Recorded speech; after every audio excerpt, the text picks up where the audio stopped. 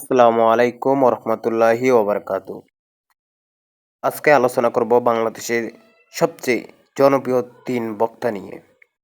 প্রথমে যার নাম বলবো তিনি হলেন ডক্টর মিজানুর রহমান আল আজহারি। মিজানুর রহমান আল আজহারির দেশের বাড়ি কুমিল্লা জেলার মুরাদনগর উপজেলার পরমতলা গ্রামে।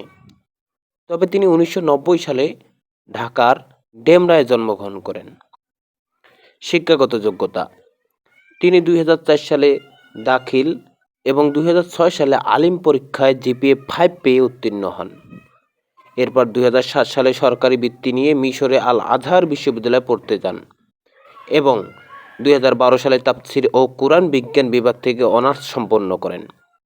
পরবর্তীতে মালয়েশিয়া আন্তর্জাতিক ইসলামী বিশ্ববিদ্যালয়ে IUUM এর এমফিল এবং পিএইচডি সম্পন্ন করেন। 2 নম্বর, শায়েখ আহমদুল্লাহ। দেশের বাড়ি: তিনি লক্ষ্মীপুর জেলার সদর উপজেলার বশিকপুর গ্রামে 1981 সালে জন্মগ্রহণ করেন।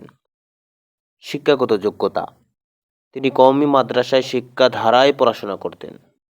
নোয়াখালীর হাতিয়ার একটি মাদ্রাসা থেকে হিফজ সম্পন্ন করার পর চট্টগ্রামের জামিয়া ইসলামিয়া পটিয়া থেকে দাওরায়ে হাদিস সম্পন্ন করেন। 3 নম্বর, মাওলানা হাফিজুর রহমান সিদ্দিকী। দেশের বাড়ি: তার বাড়ি পটুয়াখালী জেলার কুয়াকাটা সংলগ্ন মহিপুরে।